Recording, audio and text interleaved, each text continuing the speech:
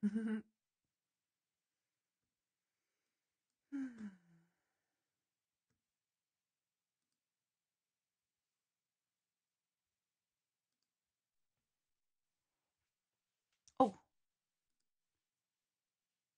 I'm back. Okay. Okay. We're back. I probably lost half of you because half of you were like, screw this, forget this. This is not worth it. So, okay. I think we're good. I think I know what happened, but whatever. I'm so much better when it comes to like energy and your lives. When it comes to technology, I honestly, I need a lot of help.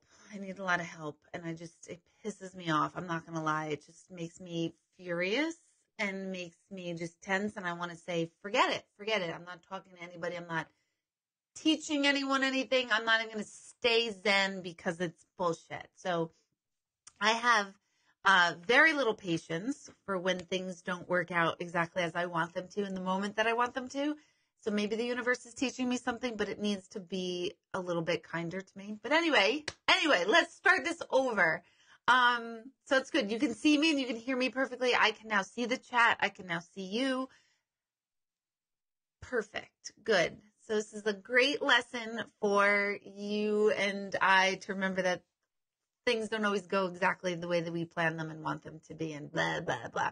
So welcome you guys tonight. Thank you so much. I am loving your enthusiasm over this whole thing on Facebook Live nights on Monday nights.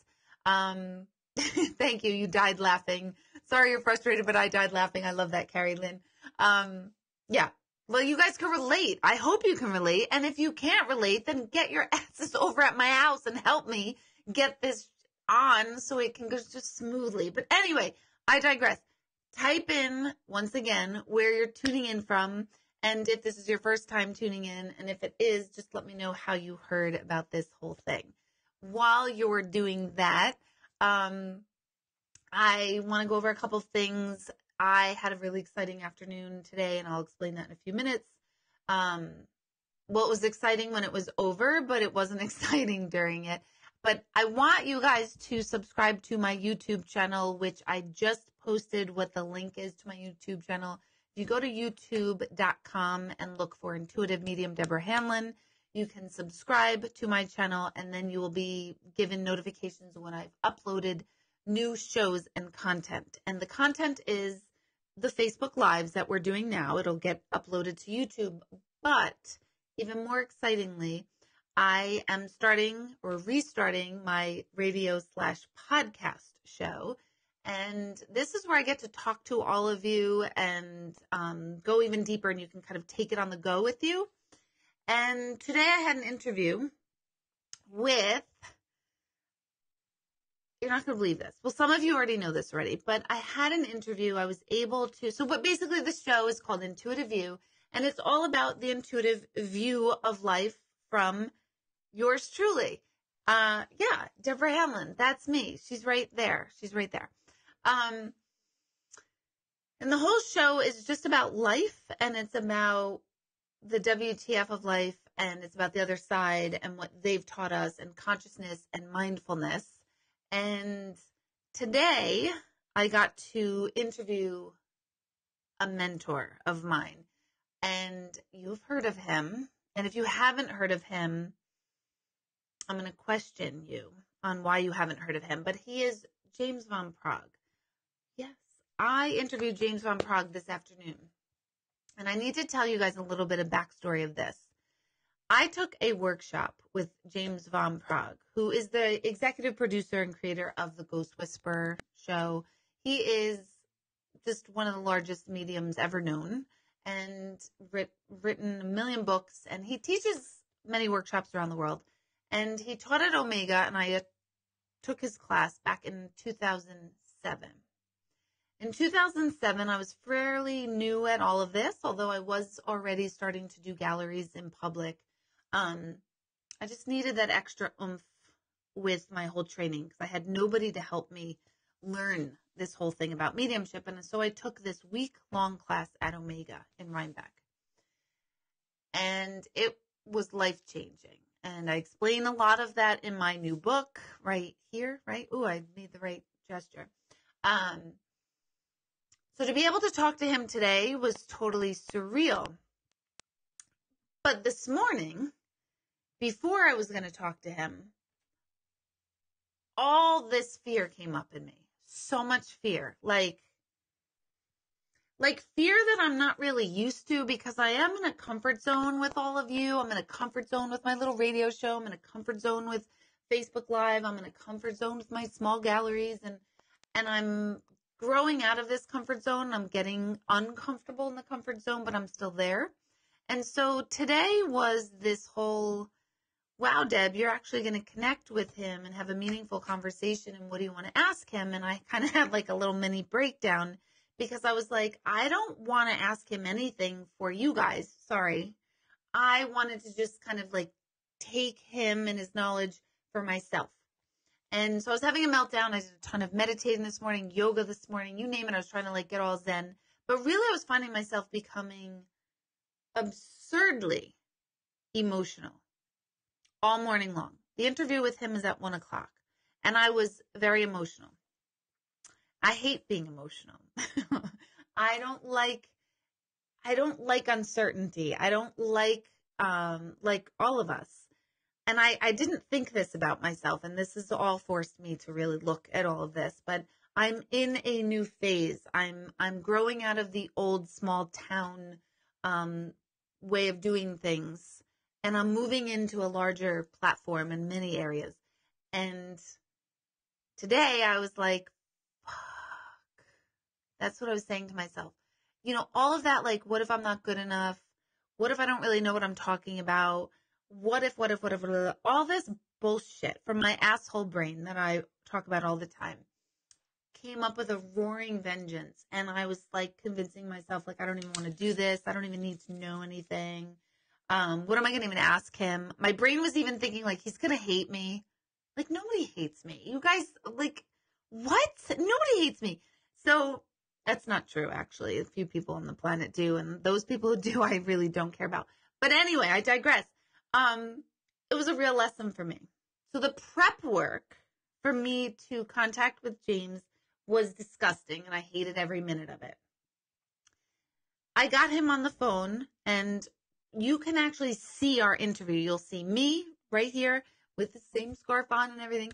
And you will see him, and we're having a conversation. And the first interaction we had off record, it's not recorded, is that he was having a hard time with his equipment and his camera, and he couldn't see each other. And he was saying, oh, Deborah, you have no idea. Technology really frustrates me. Really, James? I have no idea. And I said, really? Well, technology makes me want to fucking kill everybody. And he laughed. And then I felt at ease. It just flew out of my mouth. It was very Deborah style. It just flew out of my mouth because he was having a hard time, like, getting the camera hooked up, and he had to call for help, kind of like what I just went through right now. And it was amazing. And from that moment on, I felt like this guy's like my buddy. He doesn't know he's my buddy, by the way, so I'm not acting like we're BFF, although I'm going to pretend in my mind that we are. But he was, honestly, he went beyond my expectations. So I had an interview with him, and I was able to ask him things that I wanted to know. As a medium to medium, I wanted to know. And the conversation was just wonderful for me. So I am going to upload that to my YouTube channel very soon. And I am also going to create a podcast of it as well called Intuitive View. And I am launching the entire show with that episode. But my knowledge to all of you is to recognize that I think I'm a pretty confident person. I think I'm pretty sure of myself in what I do. And I had a total meltdown today about all of it, and definitely questioning myself.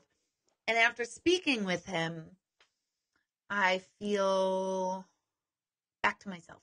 I feel like, no, I do know what I'm talking about, and I'm ready for that next level. He and I didn't talk about that. That's just what I got away from it. So it was interesting. It was interesting for me to have a meltdown. And maybe GK might have, received a couple of texts from me saying, like, F this, I don't need to do this anyway, that kind of thing. I really kind of regressed to like an 8-year-old child a little bit this morning. But it's all better now. I'm all grown up now, and I'm good. And I'm really excited that I had that opportunity. He talked about his workshops and his classes, and it was just wonderful. So that was my morning. And, Alyssa, thank you. This is your first time tuning in. I see that. Thank you so much. Always post, for those of you who are just joining in, just post where you are tuning in from, and let me know if this is your first time and if you've heard about it, and so on and so forth. And Brandy, thank you. Thank you. After that show, I had to go help my mom take her little cat to the vet who's got a problem. And when I got to the vet's office, this woman was coming out, and I hope she's tuning in right now. Her name was Katie, and she was with her little cat named Luna. And I have to tell you, if she's tuning in or not, I don't know, but she came out and she said, oh, hi. And I thought she worked there at first because I really wasn't paying attention because I was trying to help my mom who's in a wheelchair, get acclimated. And she said, I'm a little starstruck right now. So I was like looking around the room like, oh, why? Who's here? And she was starstruck by me, ladies and gentlemen. And she said, gentleman, whatever.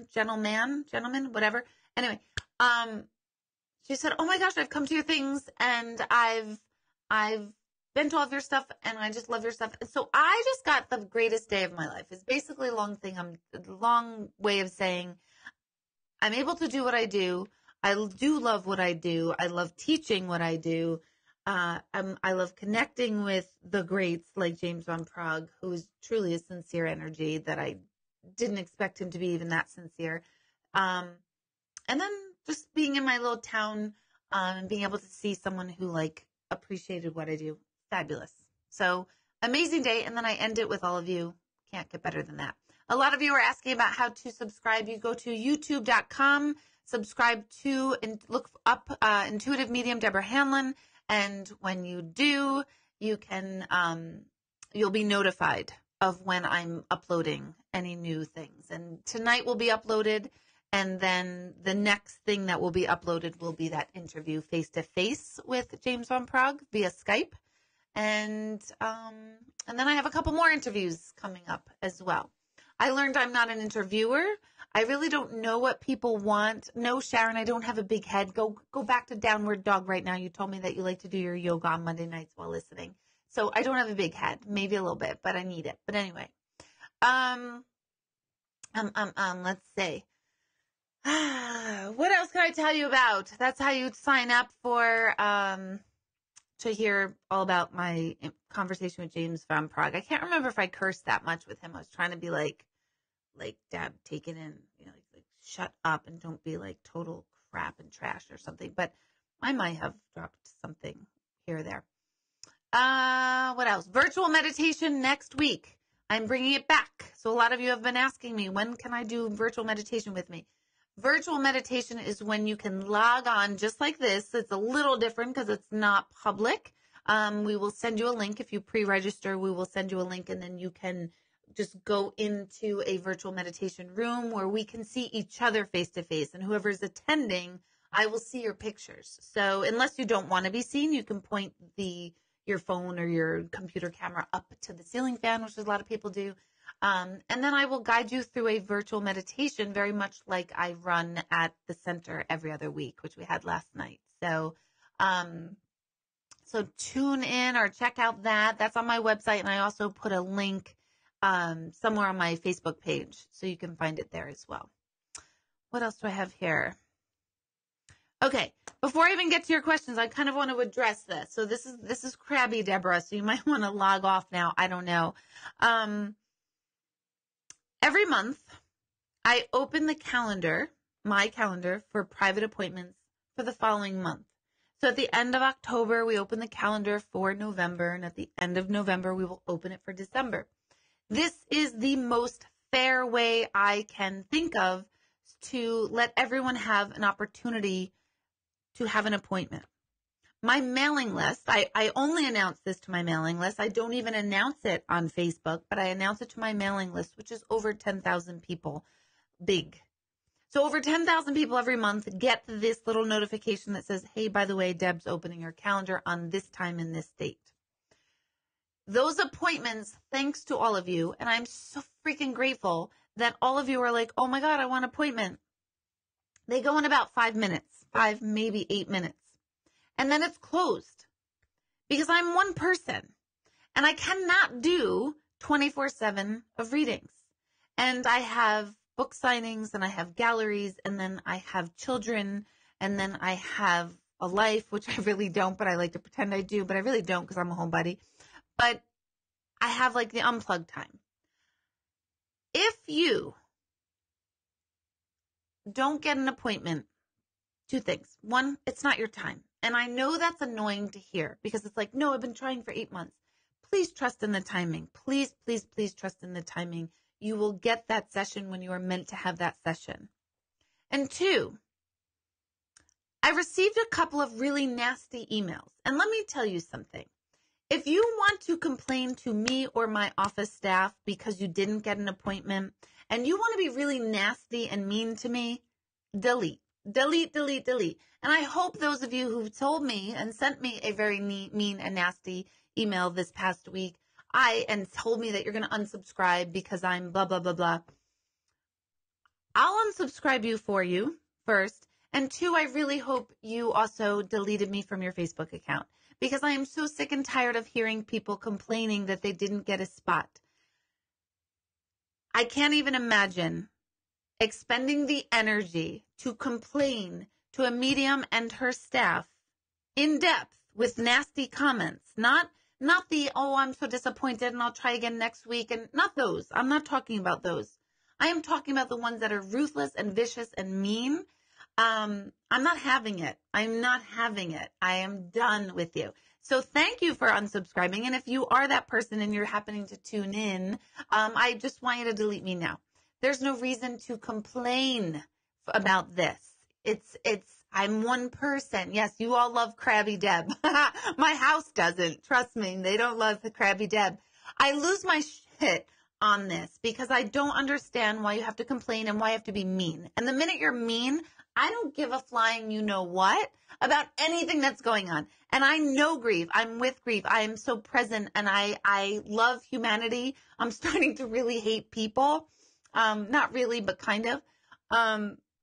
It's just a friendly public reminder of if you're going to tear me down and be really rude to me, I really don't want to hear from you ever again. And I just delete you and you're goodbye. So that's a public announcement.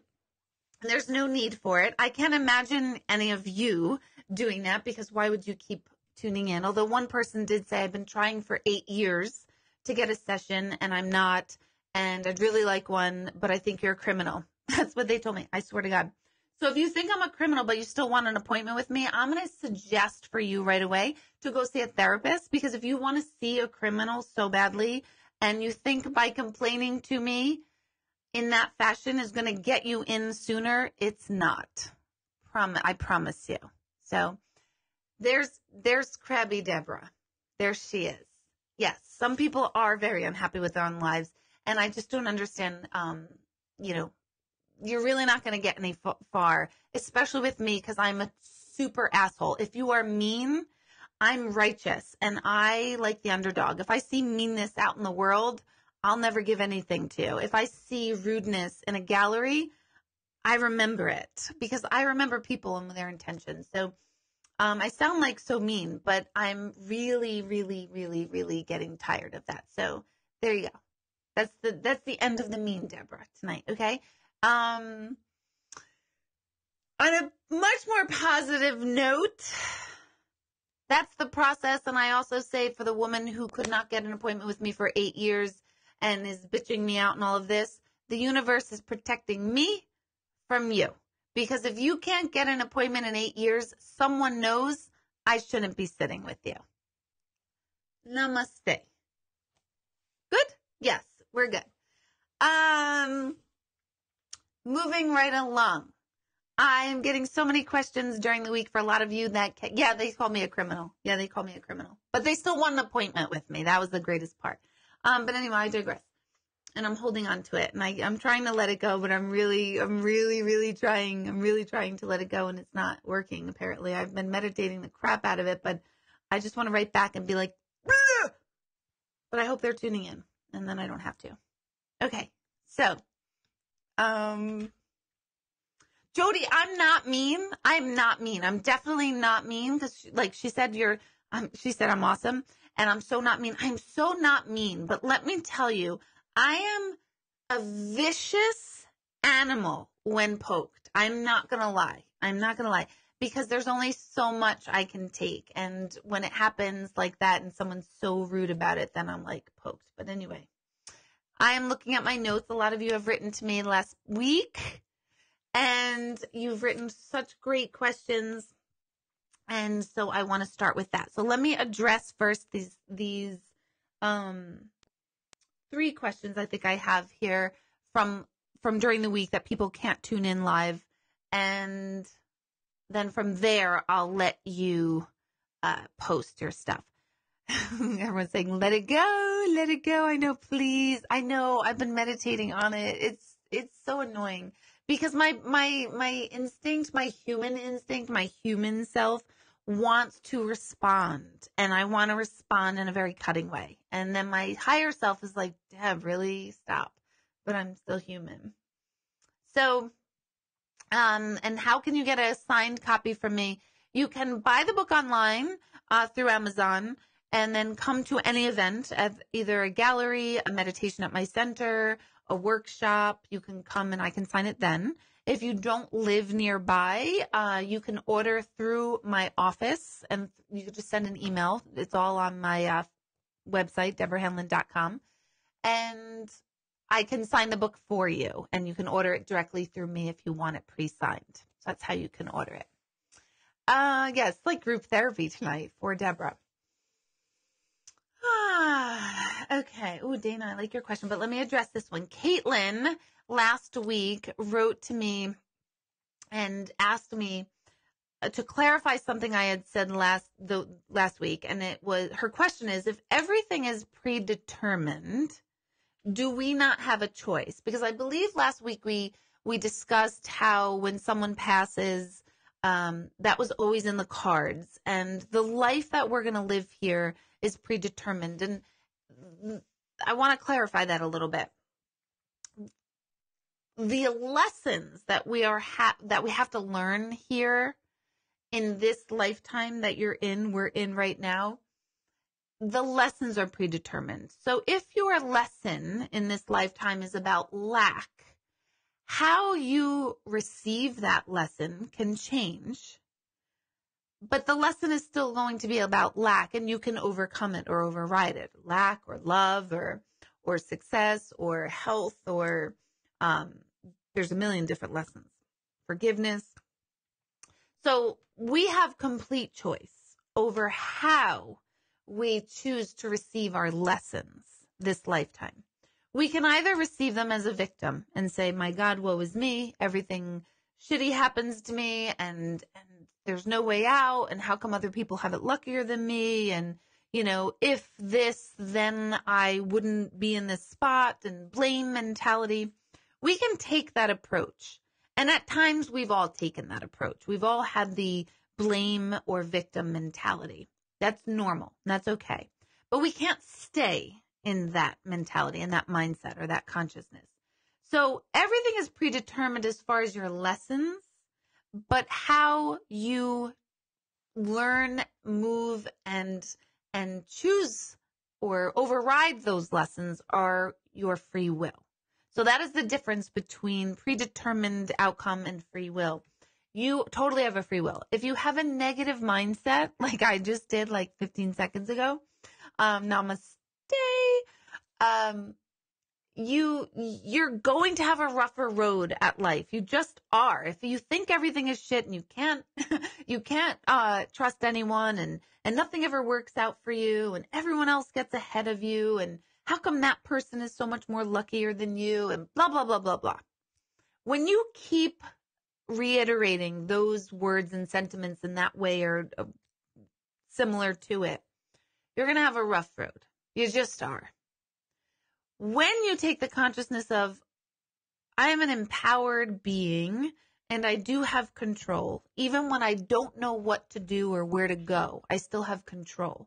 And when you start to shift all your thinking into a much better, happier, more loving mindset for most of the time. So maybe you're 20% positive and 80% negative. Every day work on maybe being 25% positive, then 30%. Do little bits at a time. Then you change everything and how your lessons are learned. So your lessons are what they are, and how you choose to receive them can change. The only thing with this that we cannot change is when we actually die. We cannot change that. When we go is our time to go. And we can change how we pass, but we cannot change when we pass. We all have that date, that time. We can choose to pass in a massive, say, drug overdose. Or we can choose to pass on that day because of an accident, something fluky or a long illness. We can have choice over that. And it's an unconscious kind of cosmic choice. So I'm not saying like we can say, like the genie in the bottle type of thing. But your thoughts really do have a direct correlation with your reality. So Caitlin, if you're tuning in, I hope that gives you a little bit more clarity on that. Oh my gosh, I love when you guys are talking to each other. Let's see. Getting virtual hugs. I'll take virtual hugs. Hugs, hugs, hugs. James is trying to ignore the smoke coming out of my ears. Thank you, James. Okay.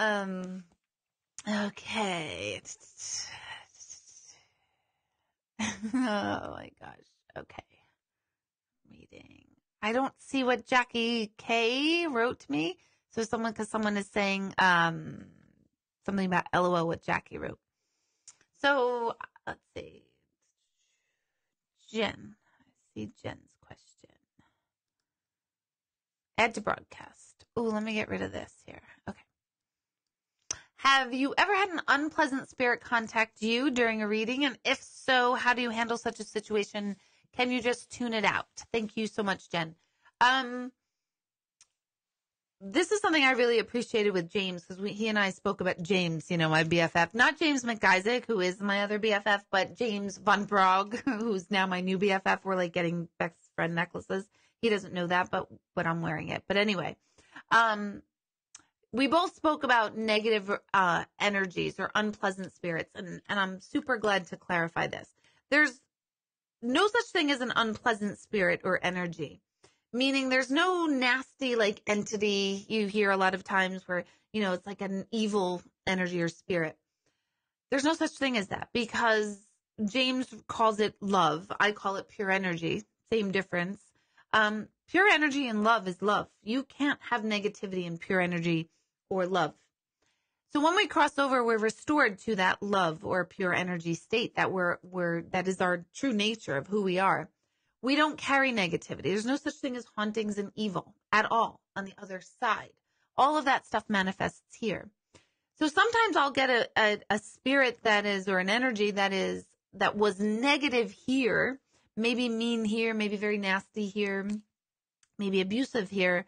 And they'll come through like that. But they come through like that because that is a part of their identity to the person I'm sitting with. So for instance, if I'm reading someone's abusive father, who was an alcoholic and terribly mean and nasty, he's going to come through with that characteristic and that personality because it's part of his identity. If I had said to the sitter sitting with me saying, oh, your father's here and he's all love, they would be like, no, he wasn't. He was not love at all. So they'll come through as you knew them. But I know that they're not really that way anymore. They're coming through with a glimpse of their human self for their identity purpose. And so that is when an unsettling personality comes to me, but I don't feel the need to push them away. I don't feel uncomfortable with it because I know that's not what they are or who they are anymore at all. So how do I handle that? Is I allow it. I allow that energy to be around me, to express itself to me, because it's important for the person receiving their messages to feel, see, and hear them as they are. I cannot say enough about this whole thing about evil spirits. I know you didn't mention evil spirits at all, but unpleasant energy just meant they were unpleasant humans here, and they're not anymore. So that's how I handle the situation. I allow it because that's the identity that they possess. That is a great question. And I just remind you, I'm not taking any personal intuitive questions during this format, only because I'm thinking about doing something along those lines in the future, but tonight is more generic information for everyone. So it's not just specific, am I going to do this? Is this going to happen? And those sort of things. So I just want to remind you of that. Let me see. Diane last week wrote to me and said, can I explain what personal blocks are? Because my advertising, if you will, or my write-up about what this Facebook Live is, I wrote something along the lines of, you can, ask me a question about the afterlife or mediumship or how to get rid of personal blocks and things like that. So personal blocks and or energetic blocks are things that we have kind of like a blind sight, a blind spot in our lives about, something that we just can't seem to get past or through. So let's take relationships. Say you're someone who just feels like they just never get their relationship right. They don't meet the right person, or they don't feel like the right person in their relationship. That's a block. There's something going on there that is preventing you from being the full, true human essence of who you really are. And blocks are just really normal. Everyone has them and they come and go. We can release them and then add them again later and release them again. We kind of keep learning in different levels. But it's important for us to hear some intuitive insight on what is blocking us, because a lot of times our blocks are actually coming from belief systems that were created early on in our lives. What do I mean by that? What are belief systems that are created earlier in your lives? Well, one, you could read my book, because I do discuss about how how we're raised totally contributes to what we think and feel and believe. And some of that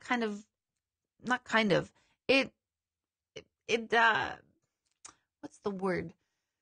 It phases out. We don't need it anymore. And so what worked with us as something younger, a thought process, a belief, doesn't particularly work for us as we move forward.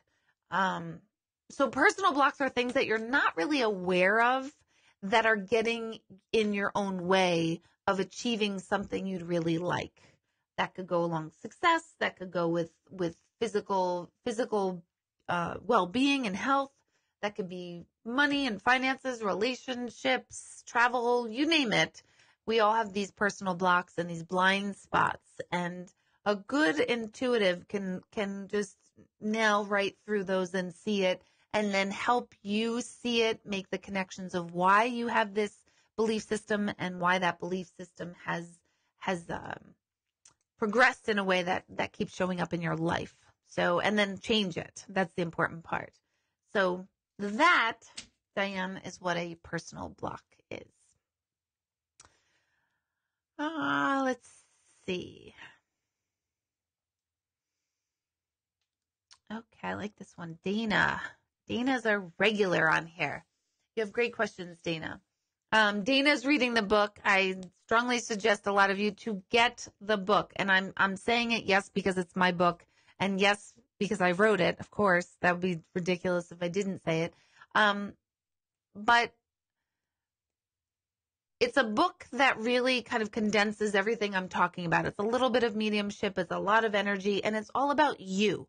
And I really want people to start to understand how your thoughts create things and how your old beliefs contribute to your current reality. And some of those old beliefs are just outdated, and we need to upgrade them and move forward and make them personalized in your own. So what your parents believed and taught you is probably largely no longer relevant in some ways. And we don't shed that very easily. We need to shed things so that we can grow into a newer space. So a lot of times our blocks, like we just talked about, and our stagnation and feeling stuck really doesn't have to do with you being a fuck up, spiritually speaking, and more that you don't know how to change an outdated belief about yourself or the world around you. So Dana, so that's what the book is all about. The book is about seeing that and understanding that in a much more easily accessible, understandable way. But Dana says, in my book, you say we can all sense energy and understand it if we too have figured out the art of detachment. How do we figure that out? Do I teach a class? I teach a lot of classes. The art of detachment. So cool. The art of detachment is key to manifesting peace in the moment, in the here and now, as well as being able to create and manifest and attain or accomplish things that you want in the future. So what is detachment? Detachment means you are aware of a desire of something. And you become aware of that desire and all that you think comes with it. So I'm going to take my book, for example, actually. Prior to my injury last year, I was very attached to an outcome of the book that would make me feel successful, meaning I wanted to sell it to millions of people. And in my mind, that would make me or validate me as a human, as an intuitive, as a medium, as an author. And I was very attached to that outcome, meaning I will feel good about this book if millions of people buy it. Then my injury came and my entire perspective on everything, on life shifted. And I became very detached from the book, meaning I just needed to write it and get it out there. And the outcome, whether it's a million people, whether it's 2 people who read it, whether people think it's crap or people love it, it didn't matter. I detached from this preconceived notion of what success meant to the book. And I just let it be. I just put it out there. I'm happy with my end of it, which was to write it and get it out there. After that, I don't really have control of the outcome, and I'm detached from it, which makes me so calm. Had I not detached from it, I would have been like, how come that nobody bought it? How come I've only sold this many? How do I get more people to get it? I'm nothing until them. So the art of detachment is all about understanding what it is you want, but releasing that so that you can open yourself up to a larger experience. Do I teach a class on it? I have in the past. I have nothing on the books yet.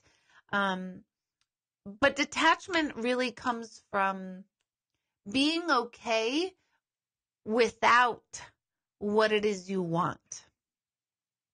Being okay with the possibility of never having a particular outcome. I have learned and seen in my own lifetime that every single time I detach from something, it comes to be very effortlessly. A little dumb example, and the first time I ever understood the art of detachment actually came when I was in my summer of before my 6th grade year, and I understood the art of detachment. Prior to my 6th grade year, I would see a lot of TV shows and hear all about Hollywood in California and LA. And at that time, so prior to 6th grade, so 11 years old and younger, say, my parents were divorced. My older brother was going through many issues. My mom didn't have a lot of money. My father moved away, and life was kind of in upheaval. My insides were not in upheaval, but my external life was in upheaval. And I knew that I probably would never get to California. My little 10-year-old self was saying, I'll never see or experience California. And I remember this very clearly, thinking this and having this thought. And at around 10 years old, when I would have this thought, I was very much okay with the possibility and reality that I may never see California. I was okay with it. I released it. I detached from an outcome versus being, I need to get to California. It's unfair if I don't go to California. What am I going to do to get there? I didn't have any of that. It was very much the awareness of a desire that I want to go. And then the reality of I might not ever get there. That next year, my father moved to California, and I found myself in LA every single summer for 2.5 months, and Christmas time and Easter. And I basically now feel like I'm not from California, but I am California. That was the first time that I understood the art of detachment, that I really released this tense desire to attain or have or achieve. And now as a 10-year-old, you could say, well, why didn't you think at 18 you wouldn't go, or at 20, or how come you never thought about going there for college? At 10 years old, I didn't even know that was a possibility. I didn't even know that there would be a day where I would have control over those things. I was 10. So I'm coming from a 10-year-old consciousness. But that very next year, my father moved to California, and I was in California often. So that was my first time with Art of Detachment. So what do you need to do? You need to recognize your desire for whatever it is, whether it's relationship, whether it's money, whether it's success, whether it's personal happiness, whatever it is, big, small. Recognize it, honor it, and then be okay with, if that never happens, I'm okay too. That's detachment. And you will see a dramatic difference in what happens next. I like that question. All righty. I hope that answers that, Dana. And thank you for tuning in. Ooh, this is a good one. Oops, hold on. Oh my God, I lost it. Maria Albano. I think, Maria, you wrote earlier that this is your first time tuning in. So if it is, thank you so much for tuning in. This is a great question. Does a spirit feel sadness if people on earth cry because they miss them? And I think I've addressed this a few times in the past on Facebook Live, but it's a good question. They do not feel sadness in the way that we think they're feeling sadness. They are not stuck. They're not held back if we feel sad. They know that we're still in the human, physical, 3D realm, and they know they are not physically in that realm. And so, of course, they know that it's inevitable to feel sadness. So you're supposed to. But they don't feel sad for us because they are getting the glimpse of I call it the great download of why they passed and why this needed to happen for your own personal development and why their passing was actually going to be a big gift later on. And James Van Park and I spoke about this very thing also today, which I was so thrilled that he sees it the same.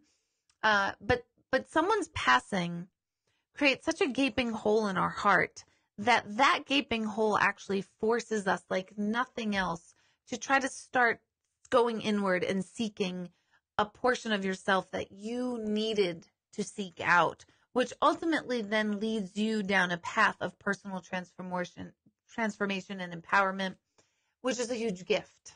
It's not the way we want to receive a gift. Nobody wants that way, but that is the greatest vehicle. So they understand that. They understand like, oh, wait, hold on. Like this is so traumatic for them and so terrible, but they can see down the line what the whole purpose, if you will, for it being. So they don't feel sadness. They're not like, you don't keep them stuck. Because I've heard a lot of people say that I don't want to cry because I don't want them to get stuck on the other side. I've actually had people come to me telling them that other mediums have said, don't be sad, it keeps them stuck. And I want to go, are you kidding me? We're human. Of course we're going to be freaking sad when someone passes. I'm a medium. This is all I do. And I still don't want people close to me to pass just because I know for without a shadow of a doubt that life goes on and there is no such thing as death, there is a physical death. And if I'm here in the physical, I want everyone I love and care for to be around me in the physical. So it's helpful. Thank goodness I know life goes on and everything is eternal in infinity. But I'm going to feel sadness when someone goes, no matter what. So no, you're not like holding them back in any way, shape, or form. You are just grieving for somebody that you love and care about, and they know that. Okay.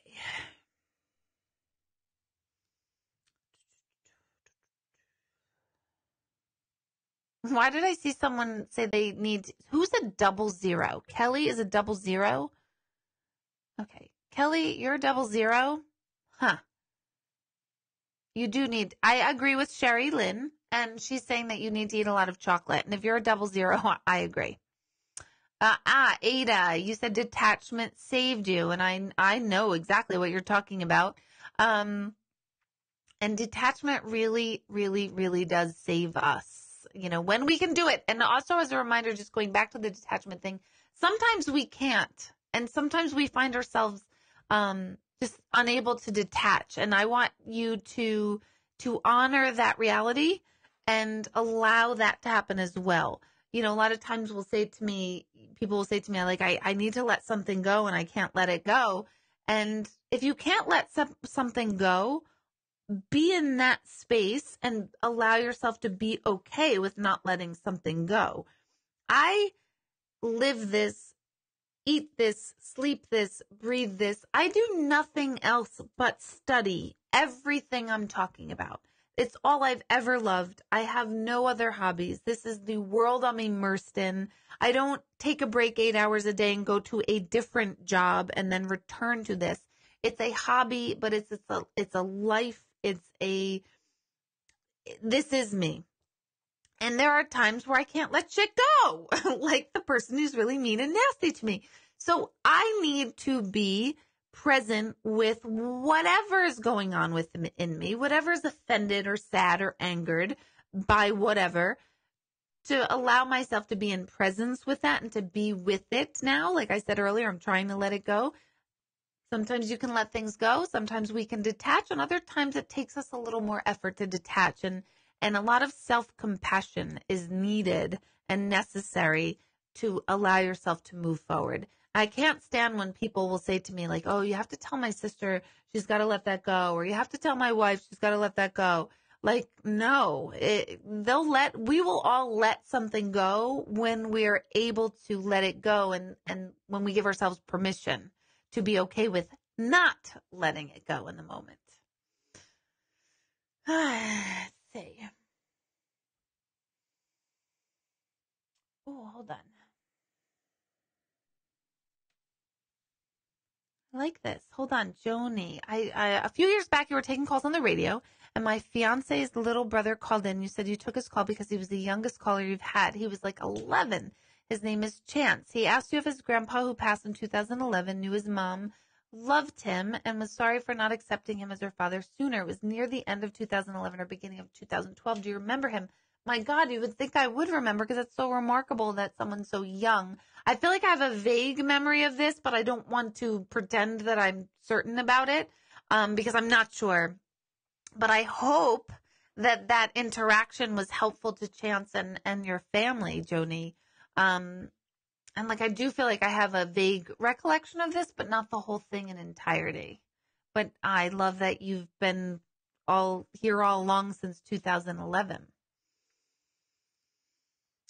Okay, Amanda, I don't want this to sound weird. Okay, let me stop reading there. There's nothing anyone can say to me that I would think is weird. Well, no, that's not true. Like, if you came up to me and said something creepy and weird, like in public, I like creepy and weird is different. You can't say anything I'm going to think is going to be weird. But I don't want this to sound weird, but do you go crazy sometimes having different voices in your head, like trying to concentrate on something, maybe grocery shopping, having people come to you? Good question, Amanda. this doesn't happen to me very often. And hang on, for those of you who were at meditation last night, I will explain what happened last night, which is very rare. But 9 times out of 10, I do not have interference, meaning I'm living my life. I'm in the grocery store, or I'm at my kid's school, or I'm just hanging around the house, and I don't have voices talking to me all the time. I used to be more deliberately on or open when I first started, only because I wanted to test it all the time. Now that I've done with the testing phase and the proving to myself phase, when I'm at work, I'm at work, and when I'm home, I'm at home. Or when I'm working with the client and when I'm not, it's 2 different things. So very rare that someone's going to jump in. And it's not like I hear voices. Years ago, before I knew what this is, I would have what I thought was an active imagination where my thoughts kept going. Now I realize that was mediumship, and I was open all the time. I don't really have that so much. However, several of you are on here tonight, and you were in meditation last night. And last night at my meditation at my center in Newburgh, which is every other Sunday night, you can just join in. Next week is a virtual one, so it's through computer. But last night was probably one of the worst meditations I've given to the group, because during the entire meditation, my mind was completely preoccupied with 2 energies from the other side. And I kept thinking, no, this can't be it, because I do meditation all the time, and I don't have people talking to me, and I don't allow it. And I have I call it my firewall. I have got a good firewall. Like when I'm focusing on meditation, that's what I'm doing. I'm not open to listen to anyone from the other side. But these 2 energies kept like nagging at me and talking to me, and it was pissing me off, to be totally honest. I was like, stop talking. It's rude. I'm in the middle of a meditation. So the meditation, for those who attended last night, was so disjointed, because I'd be like, oh, pretend you're in this like white field. And then I'm hearing this, and so I'm plugged in over here. And then I'm like, wait, I'm supposed to be guiding these people. And there's about 40, maybe 35 people at meditation last night. And I was like, okay, now we're not in a field. Now we're over here. It was so disjointed. And when we came back into the room together, I explained to everyone that I'm so sorry. I was so disjointed. I had these 2 energies, and those 2 energies belong to someone in meditation last night, and the messages need to be given. That is not typical of meditation at all. So don't like come to meditation thinking I'm going to start doing readings, because I don't normally do that. And they were like very like, oh yeah, that's so-and-so, and that's yes. And I'm sitting here the whole time going, how did these 2 energies, get through my firewall? Because I'm supposed to be focused on meditation. And I still don't know. I don't know why that happened. But no, I don't normally go crazy, but last night I did. Last night I was really getting aggravated. Yeah, a lot of you at meditation thought that was fun and great. Yeah, I did not, because I was like, it's kind of like when you have a kid talking to you and you're on the phone and you're like, oh, hold on 1 second, you know that, or like your teacher and you're like, oh, you need to like raise your hand. That's what it felt like to me. And I was like, why am I feeling this? So yeah. Okay. Rachel, do I believe other mediums are real? Long Island medium, for example. It's so funny you're bringing her up. I've never met Teresa Caputo. I have never even seen an episode of her show. I've seen a Saturday Night Live spoof of her, and I saw 4 minutes maybe of some other show that she was on. I don't watch mediums because I live it and I get bored by it, to be honest. I imagine that dentists don't watch like dentist shows, so I always feel like it's the same thing. I don't know her work. I have to imagine that she's very good at what she does, because you don't get to the level that she's at without being good. So I don't doubt her. James von Prague actually brought her up specifically this afternoon. And not even her. It wasn't even about her. It was more about the show. I do not think her show is real. Like James had said on the show today with me, she doesn't just walk up into a butcher shop with a, boom mic and a camera and lights and just start reading someone. It's very much choreographed. And And we have to, as viewers, remember that. It's a choreographed situation. Does that mean that the information she's giving is not accurate? It does not mean that. So I think that show and the premise of that particular show, or any show that does that, is not real. I was approached by yahoo.com 7 years ago. And they wanted me to do the same thing, just walk up to anyone randomly and give them messages. I do not do that in my regular life. I do not believe in that. I don't think that's okay. I don't think that's fair. A medium's job is not to just vomit information all over someone and expect them to want it and receive it. I feel it's rude and unethical to go up to someone, because it may be somebody who does not believe in mediumship for religious purposes. Maybe there's fear involved. Maybe it's a bad time in public to bring up very emotional information. So I very much disagree with the way that show in particular is formatted, and it's very Hollywood, meaning it's trying to sell a story, which is a huge disservice to mediumship. I do not believe all mediums are accurate mediums. I will tell you all right now, and I can sound like an asshole, and I will totally stand behind sounding like an asshole, but if a medium is telling you that they are unhappy, angry, at unrest, don't believe it. They are on the other side, not the medium itself, but the other side. If evil energies, negative spirits, somebody, I've had people say, like, a medium told me that I need to come back so that they can clear my energy because I have entities stuck to me. I've heard all sorts of crazy stories, and I really think it's a crime. That's criminal, where people are trying to hook people by fear. I have heard radio shows where the person who is a medium is talking about how spirits are not at rest because we've entered their home and now the medium has to calm them down. That's bullshit. That's crap. It's garbage. And it's not accurate. They, on the other side, are not at unrest. Think about it. They are all pristine, pure energy with no limitations on them. We as humans have limitations, unfortunately, just by the way we are designed. We are pure, pristine energy, full of potential, but we are housed in a singular vessel known as our body. That body creates a personality, a belief system, and it lives that out. Why would the other side need a human's help? It's the opposite. Humans need the other side's help, higher energies help, higher consciousness help. We need their help. They do not need ours. That's like asking a kindergartner, could you please drive me to the store because I need your help? That's ridiculous. You wouldn't ask that. And if you would ask that, there's something wrong with you.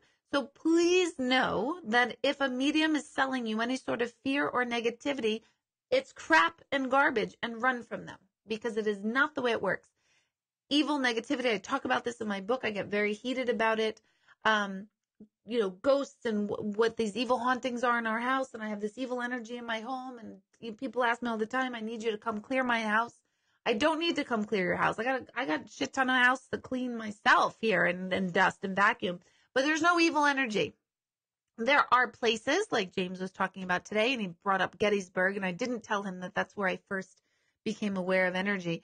But there are places on the planet that have an emotional memory and an energy field of emotional memory, like Gettysburg, where so many men died on battlefield, and there's an emotional imprint and memory. So you will pick up on a lot of energy there, but it does not mean those energies, those spirits, those people are at unrest. So I am not an easy sell that everyone is a good medium. And I'm not saying I'm the best. I'm not. Maybe a little bit. All right. Maybe a little. But no, I'm not. I'm really not. But please, if they're selling you negativity or fear, something that makes you feel fearful, if they're telling you should come back very often to them, that's another thing of no, no, no. A medium should know the ethical and emotional human process of grief. And a medium, we can help you through grief, but we cannot prevent you from going through the grieving process. We have to experience the separation of our physical selves and create a relationship, spirit to spirit, our energy to their energy. That is a process that we here cannot escape. Even me as a medium cannot escape the grieving process. And it's very important for our psychological health to have someone help us along with that. So I work with a lot of grief therapists who refer their clients to me, which is such a great win-win because I might be able to get them through a hump, but a therapist can take them the long distance. So if a medium is allowing you to see them every month, let's say, or even more often than that, run. I'm sorry, but run. If they're selling you negativity, run. If they are putting a lot of their own personal beliefs, if I've been to mediums where they're talking to me and they're talking about how fearful I am of, I don't know, of the fact that my husband cheated. And I'm sitting there like, no, my husband didn't cheat, but theirs did. You have to be very mindful of, are they putting their stuff on you? Because a good medium releases and extinguishes their stuff. And a lot of times you'll hear me say in a reading, oh my gosh, I have this too. I can relate to, but my stuff is not your stuff. And I have to be a good medium has to be aware of what is mine and what is the sitter. So very, very, very important. But how you feel with getting messages is also a telltale sign. If it feels good and you feel a little bit more relieved, that's a good sign. Okay. Ooh, this is a great question, Dorothy.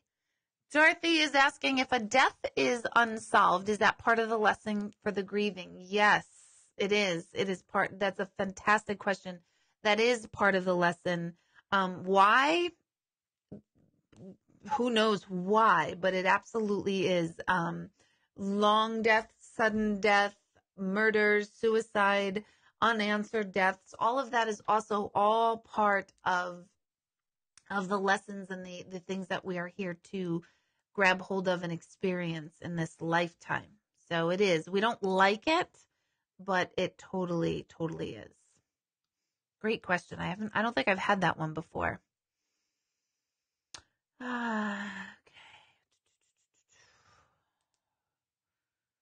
Oh, I didn't see what Jacqueline DeSantis, I didn't see what you wrote. So, yeah, I don't know what that's about.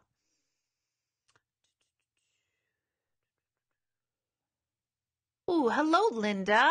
Good to see you on tuning in. I was actually just speaking about you and your new bags to a gift shop that I was in, and I was kind of talking about your stuff.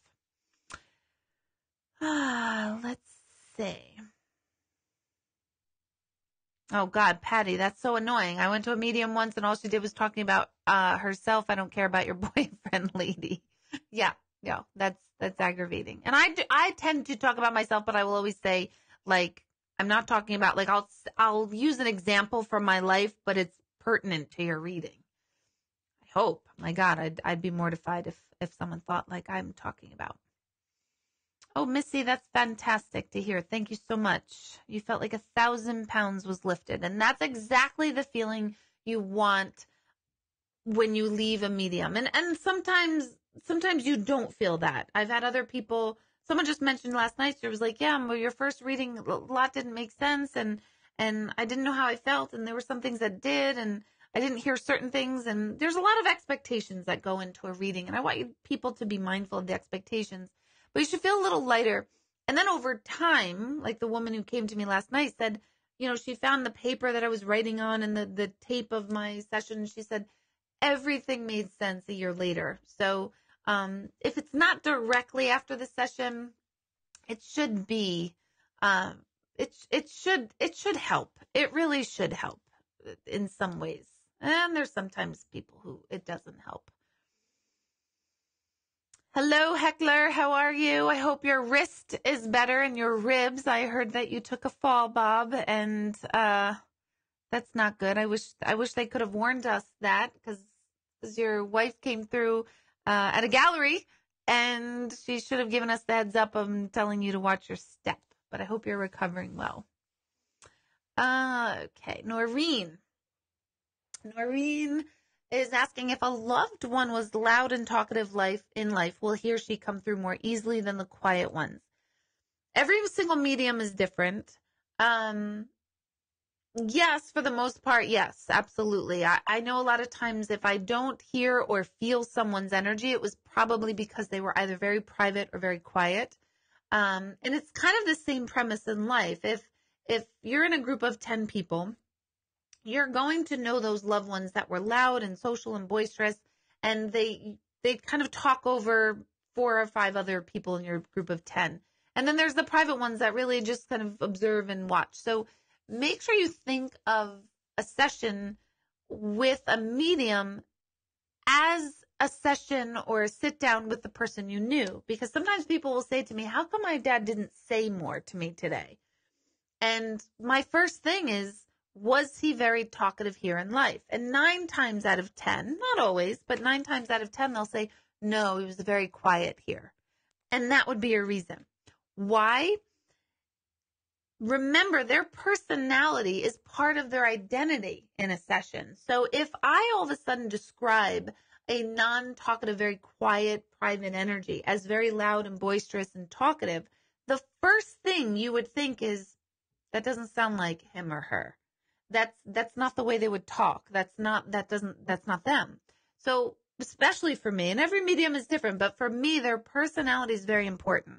If they were loud here, they're going to be loud in a session. If they were quiet here, they're going to be quiet in a session, which does not mean that you only hear the loud ones. And it does not mean that you can't get messages from people who were quiet. That happens all the time. But you have to keep that in consideration. But then again, sometimes I'll say to someone, is there anyone else you want me to connect you with? Because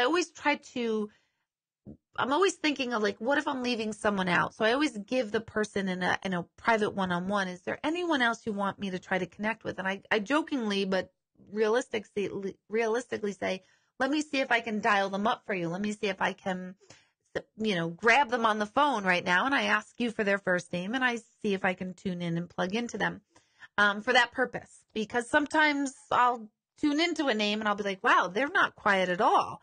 And the person says, no, they weren't quiet. I was wondering why they didn't show up already. So it goes either way. It's hard to say. Oh, yes, Kelly, let me see. Thank you for putting all that in.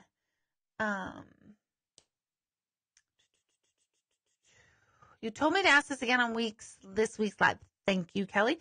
Do you feel that everyone is born with some type of addiction in which they are meant to beat, meaning some have drugs, gambling, while others are addicted to helping and trying to save people that cannot be saved, loving too much, etc.? I do love this question, although it's not a confusing question, but it definitely made me think, which is touche, because well done, my friend, to get me to think.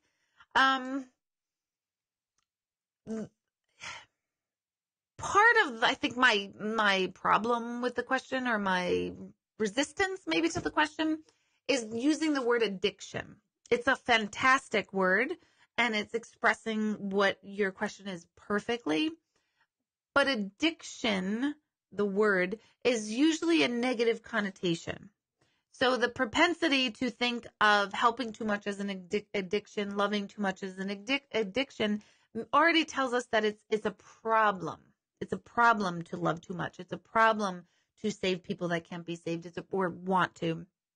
I don't know that everyone is born with a type of addiction in this form. And it might be just semantics that has me hung up over this question, meaning the word addiction versus propensity. Like, if you maybe ask the question to me, is everyone born with the propensity to an addiction of some sort? That might change the question for me. But I would question why you would see things as an addiction, because what that tells me, Kelly, and I don't know you personally one-on-one, I know you from here, and your lively conversation and constantly chiming in, and I love it.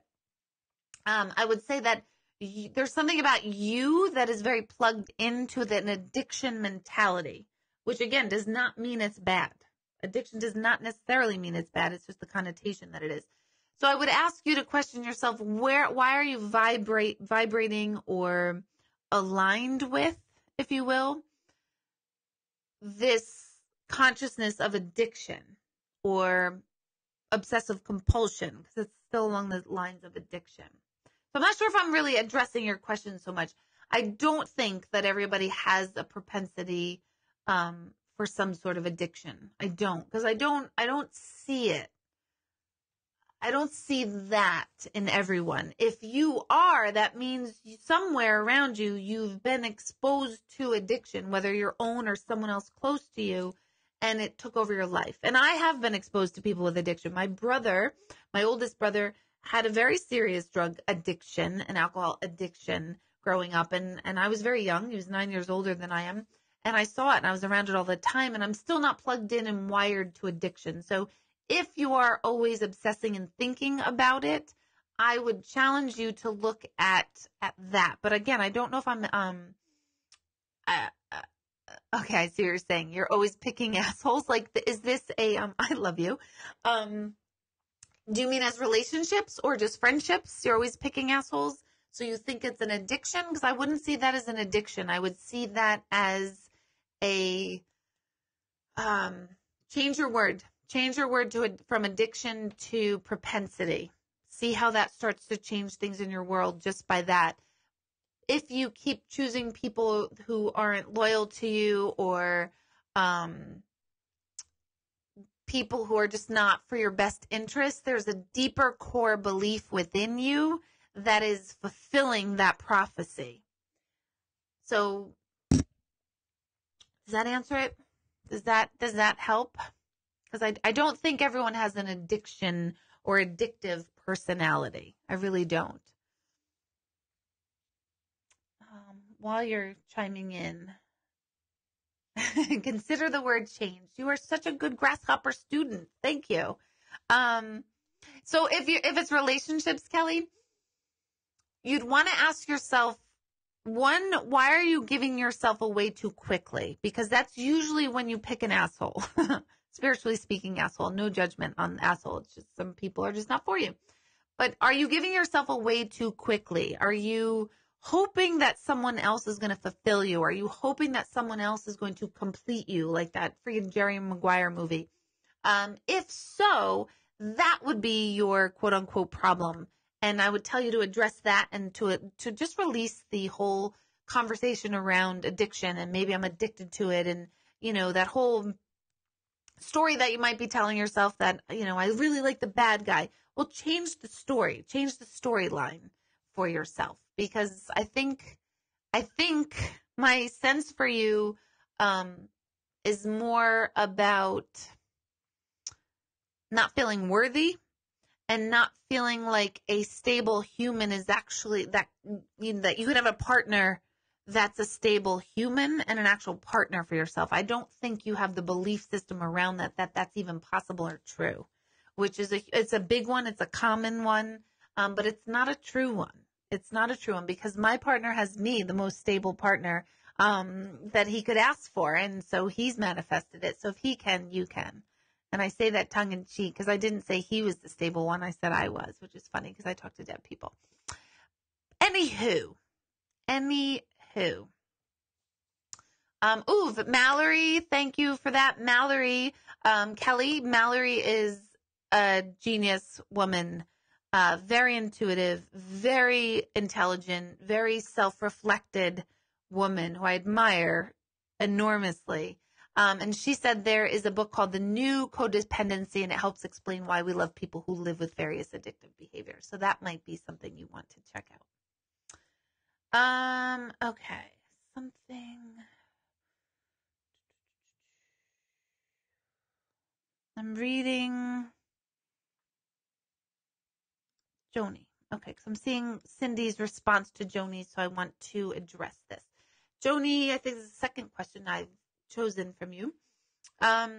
what about suicide? I've heard that people who commit suicide don't come through. I lost my son, oh God, to suicide last year. He was 22. First, I'm so sorry to hear that. I think the loss of a child is the worst of all of them.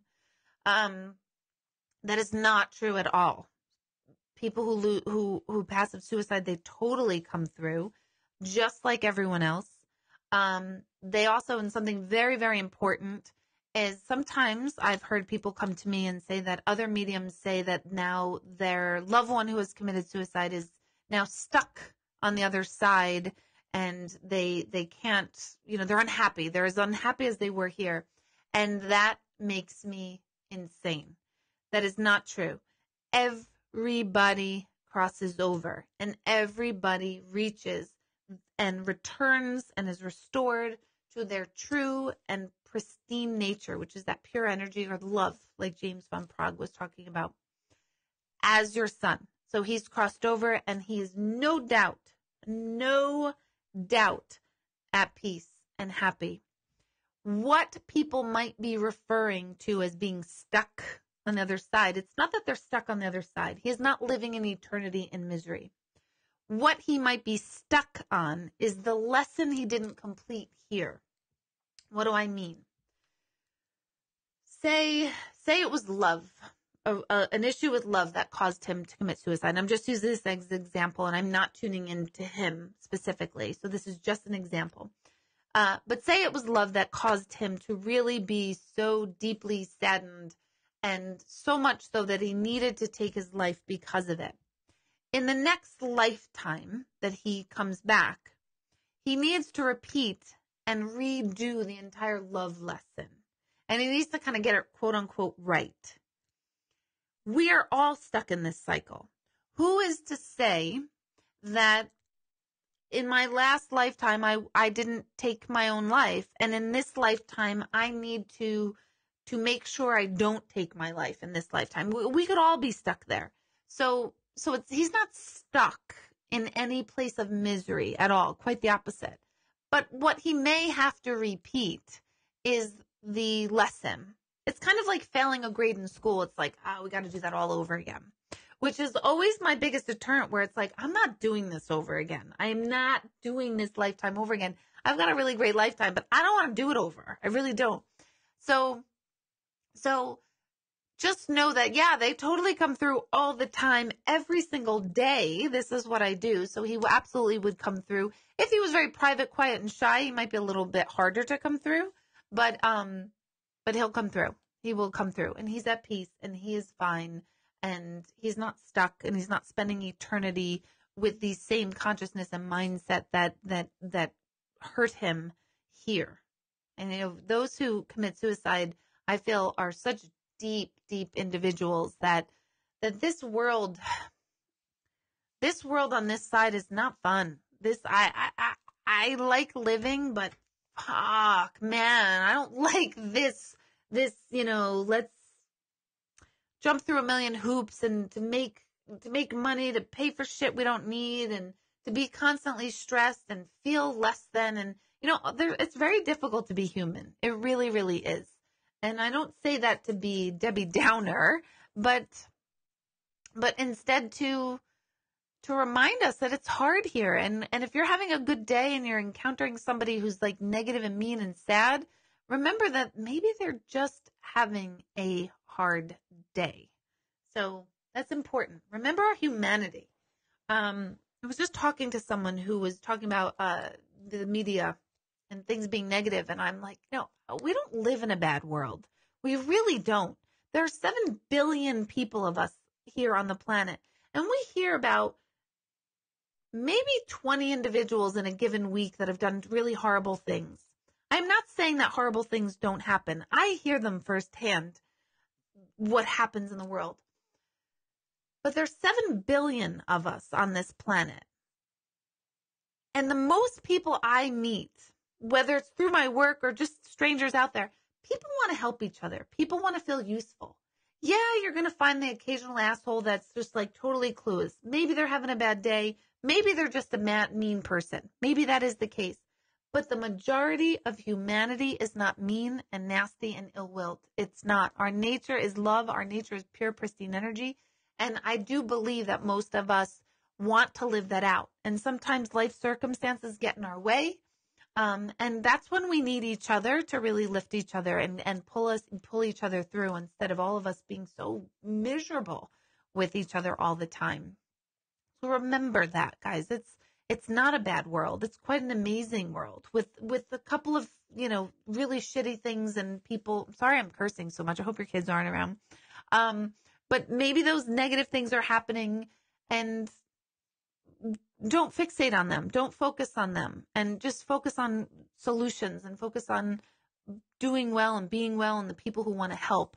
I love when people say, look for the helpers in every disaster. It's one of my favorite lines. Look for the helpers.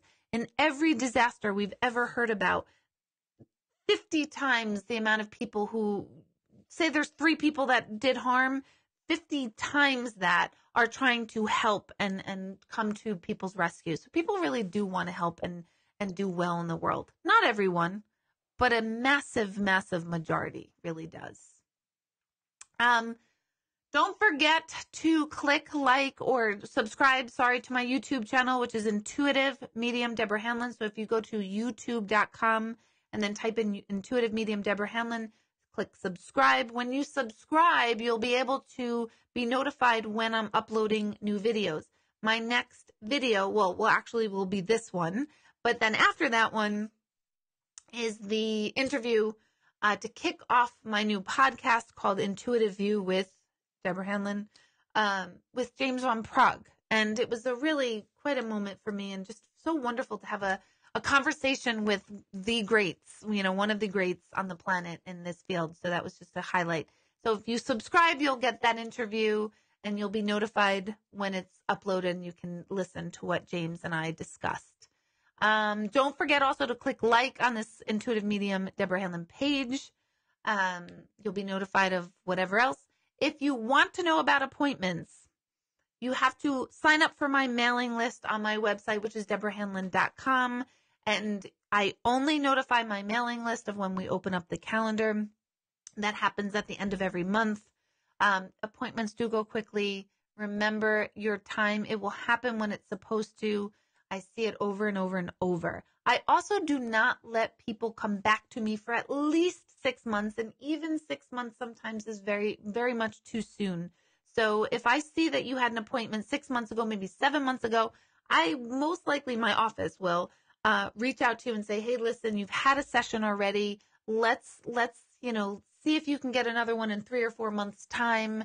In the meantime, let's open your session back up. So I don't let people come back to me too often, partially because I just don't think that's ethical, and second, because I want to open the space for people who have not been able to get in. So remember that. I have a book signing in Newburgh on November 17th at VJ. Oh gosh, I'm going to totally mess up their place. SVJ. Oh my God, Vintage. Look for it on my website. I'm so sorry that I'm butchering the name. It's like after 10 o'clock and I've been up all day. So that's coming up. Poughkeepsie Grand Hotel on November 14th on a Wednesday night is my last gallery there.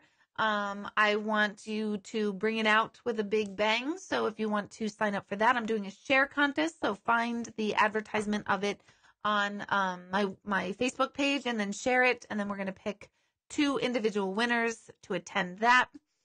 Also, Elvis Duran, TVcasting.com. ElvisTVcasting.com is what I'm trying to say. Just write to them and tell them how great I am. Please. I just want to be on Elvis Duran's show. But they're having a contest of, you could tell them about someone who kind of works in this field and does good or wants to do good for the world. And I really want to be on their show. So I really need you to write to them so they go, who is this Deborah Hanlon person? You can submit it as many times until December 30th. They're choosing winners. And just check that out for me if you would, please. I would really love that. You can get my book on Amazon, Amazon.com. It's in the Presence of Proof. Oops, over here. Presence of Proof. And I believe next week I'm going to start answering your questions about the book specifically, because a lot of you have been asking me questions about the book, and I'm going to start to address book questions, so make sure you line those up for next week. Virtual meditation next Sunday night. So what is that? It's very similar to this. You will see me. In that case, I can see you if you enable your camera and if you want me to see you. If you don't want me to see you, then point your camera up at your ceiling fan.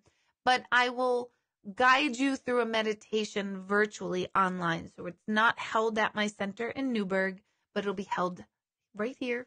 You'll see the background right here. And in the comfort of your own home. There is registration for that. You have to register ahead of time.